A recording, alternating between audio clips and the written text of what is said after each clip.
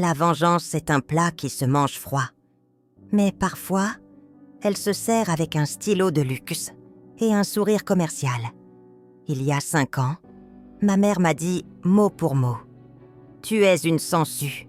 Tu ne réussiras jamais. Ne reviens pas tant que tu n'auras pas de quoi payer le loyer. » C'était le soir de Noël. J'avais 22 ans. Je venais de perdre mon emploi et je demandais juste de pouvoir dormir sur le canapé pour une semaine. Ils m'ont mis à la porte sous la neige. Littéralement. Avance rapide jusqu'à mardi dernier. Je suis assis dans le bureau d'un notaire, avec un ticket de loterie validé, d'une valeur de 15 millions d'euros. Soudain, mon téléphone, qui n'avait pas sonné depuis des années, venant d'eux, s'est mis à vibrer. Maman! Ils ne savaient pas pour l'argent. Pas encore. Mais ils avaient senti quelque chose. Ou peut-être que la rumeur avait couru plus vite que la lumière. J'ai décroché. J'ai entendu sa voix mielleuse, celle qu'elle réserve aux invités riches. « Mon chéri, ça fait si longtemps. On s'inquiétait pour toi. » J'ai souri. Pas un sourire de joie. Le sourire du loup qui voit les moutons entrer d'eux-mêmes dans l'abattoir. J'ai dit « Ça tombe bien que tu appelles, maman. J'ai une surprise pour vous. Venez dîner samedi. Je paie tout. » Ce qu'ils ne savaient pas, c'est que ce dîner allait être le plus cher de leur vie. Et ils n'allaient pas payer en euros, mais en larmes.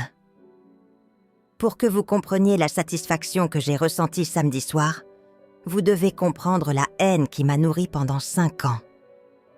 Dans ma famille, il y a une hiérarchie stricte.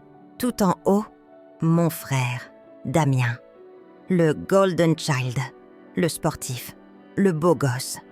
Celui qui a eu la voiture neuve à 18 ans, les études payées, et qui n'a jamais travaillé un jour de sa vie sans que papa ne lui tienne la main. Tout en bas, moi, le roue de secours. Celui qu'on appelle pour tondre la pelouse, réparer l'ordinateur ou prêter de l'argent qu'on ne revoit jamais.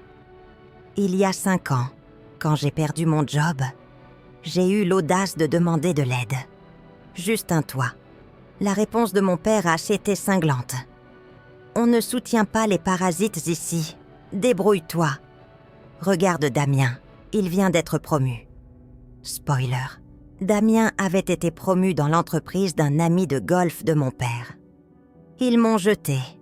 J'ai dormi dans ma voiture pendant 3 semaines. J'ai mangé des conserves froides. J'ai eu froid. J'ai eu peur. Et pendant ce temps, je voyais sur Facebook les photos de leurs vacances au ski. Famille au complet, le bonheur. Je n'existais plus. J'ai survécu. J'ai trouvé des petits boulots. J'ai loué un studio miteux. J'ai coupé les ponts.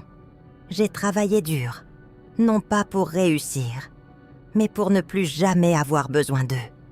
Et puis, le miracle est arrivé. Un ticket acheté par hasard au tabac du coin en allant acheter du lait. 15 millions. La première chose que j'ai faite n'a pas été d'acheter une Ferrari. Ça, mon moment était de m'asseoir dans mon studio silencieux et de regarder le mur pendant 4 heures. Je n'avais plus besoin de personne, mais j'avais besoin de clôturer le chapitre. J'ai engagé un détective privé pour voir comment ils allaient. Le rapport était savoureux. Damien était couvert de dettes de jeu.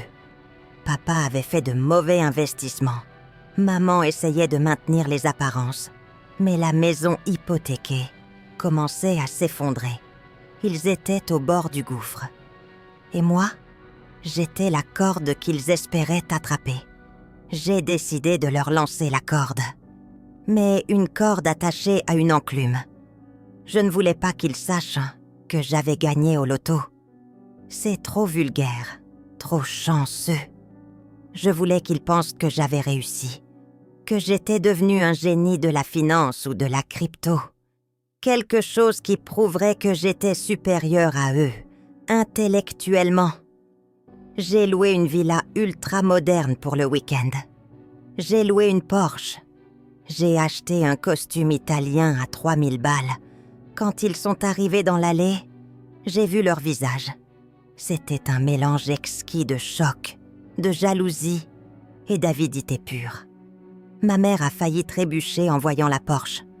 Damian avait la mâchoire décrochée. Mon père essayait de garder son air digne, mais ses yeux scannaient à la propriété comme un inspecteur des impôts. « Lucas, mon fils !» a crié ma mère en ouvrant les bras, comme si elle ne m'avait pas traité de parasite 5 ans plus tôt. Je me suis laissée étreindre. Elle sentait le même parfum coûteux, mais sous le maquillage, je voyais la fatigue des dettes. « Belle bicoque !» a grogné Damian, sans même un bonjour. « Tu vends de la drogue ou quoi ?»« Investissement à haut risque, Damian. Il faut avoir du courage pour ça. » J'ai répondu froidement. Le dîner a été un théâtre de l'absurde. Ils m'ont bombardé de compliments faux. « On a toujours su que tu étais spécial. On était dur avec toi pour te forger le caractère. Tu nous remercieras plus tard. Tu sais, la famille, c'est le plus important. » Au dessert, le vrai sujet est arrivé. Papa s'est raclé la gorge. « Fils, je suis fier de toi. Vraiment. Et puisque tu as si bien réussi, tu sais que la situation est un peu tendue pour nous. Damian a eu des soucis de trésorerie. Et la maison... » Maman a sorti un mouchoir. Pas de larmes, juste l'accessoire. « On risque de tout perdre, Lucas. Si tu pouvais nous aider, juste un petit prêt. On te remboursera. » J'ai posé ma coupe de champagne. Le silence s'est fait. « Combien ?» j'ai demandé. Ils se sont regardés. Damian a murmuré un chiffre. 500 000, pour tout effacer et repartir à zéro. J'ai hoché la tête. C'est tout ? Je pensais que c'était grave. Leur soulagement était palpable. Ils pensaient avoir gagné. Ils pensaient que j'étais toujours ce gamin désespéré d'avoir leur approbation. Je vais faire mieux qu'un prêt, ai-je dit. Je vais vous faire un don, 1 million d'euros, chacun. Il y a eu un silence de mort, puis des cris de joie. Ma mère pleurait pour de vrai cette fois. Damian tapait sur la table. « Mais, ai-je ajouté en levant un doigt, à une condition. » J'ai sorti 3 dossiers de ma mallette. Comme je gère des affaires de haut niveau maintenant, je ne fais rien sans papier. Mon avocat a préparé un accord de don et de renonciation mutuelle. C'est une formalité fiscale. Ça dit essentiellement que je vous donne cet argent. Et en échange, vous renoncez à toute réclamation future sur mes biens. Et vous reconnaissez que ce don solde tous les comptes moraux et financiers entre nous. « On signe où ?» a demandé Damian, un stylo déjà à la main. « Lisez quand même. » Ai-je dit ? Sadique. « Pas besoin, on est une famille. » a ri mon père. Ils ont signé. Ils ont paraphé chaque page. Ils ont signé le document qui stipulait qu'ils admettaient m'avoir abandonné sans ressources. Ils ont signé le document qui leur interdisait légalement de m'approcher ou de me contacter à l'avenir, sous peine de poursuite. Ils ont signé leur propre arrêt de mort sociale. Une fois les stylos posés, j'ai repris les dossiers. J'ai vérifié les signatures. « Parfait !» ai-je dit. « L'argent est prêt. » J'ai sorti mon téléphone. J'ai projeté l'écran de mon compte bancaire sur la grande télévision du salon. Le solde affichait 15 450 000 euros. Ils ont halté. C'était réel. « Maintenant, regardez bien, » ai-je dit, conformément à l'accord que vous venez de signer à la page 14, paragraphe B, section bénéficiaire délégué. J'ai ouvert l'application de virement. J'ai entré le montant, 3 millions d'euros. Dans la case bénéficiaire, je n'ai pas mis papa, maman ou Damian. J'ai tapé Association nationale pour la protection de l'enfance maltraitée et j'ai appuyé sur envoyer. « Qu'est-ce que tu fais ?» a hurlé Damian. « C'est quoi ça ?» Virement effectué, a annoncé la voix robotique de l'application. Je me suis tournée vers eux. Mon visage n'avait plus aucune trace de sourire. J'étais en mode Dalek, froid, inhumain. « Vous avez signé un accord de don ?» ai-je expliqué calmement. « Vous avez accepté que je fasse un don de 1 million en votre nom pour effacer vos dettes morales. J'ai estimé que votre dette morale envers les enfants abandonnés était plus élevée que vos dettes de jeu, Damien. » Ma mère s'est levée, tremblante. « Tu as donné notre argent ? Ce n'était pas votre argent. Ça n'a jamais été votre argent. C'était mon argent. Et je viens de l'utiliser pour m'acheter la seule chose que vous ne m'avez jamais donnée, la paix. » Mon père est devenu rouge brique. Il s'est avancé vers moi, menaçant. « Tu vas annuler ça tout de suite, petit con. C'est du vol. » « C'est parfaitement légal, » ai-je répliqué en tapotant le dossier.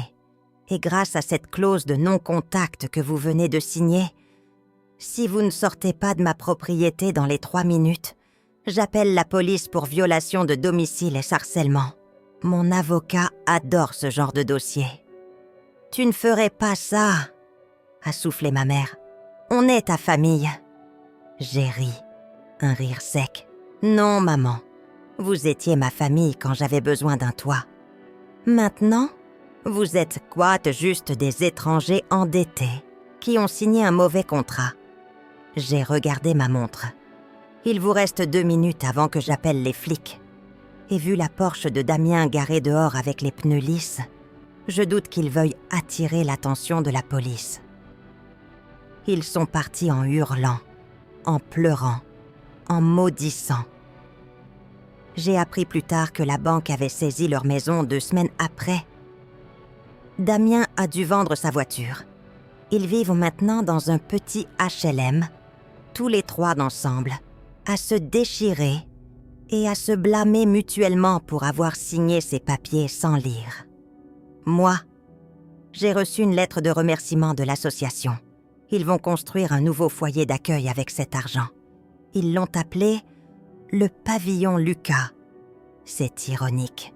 Mes parents voulaient me laisser un héritage, un nom. Finalement, ils l'ont fait. Grâce à moi. Ils ont tout perdu.